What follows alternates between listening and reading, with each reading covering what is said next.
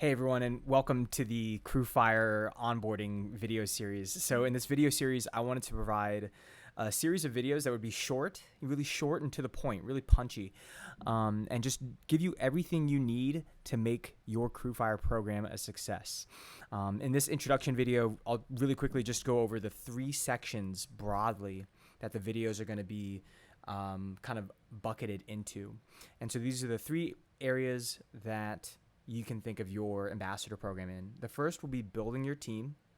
The second will be mobilizing your team to take actions on social media and beyond. And last but not least will be distributing rewards and measuring results. Those are the 3 things that you need to do to make your ambassador program a success. And in this video series, I'm going to show you how CrewFire handles each of those.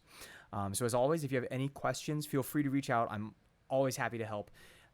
Email me at support@crewfire.com, and I'll see you on the inside. Thanks.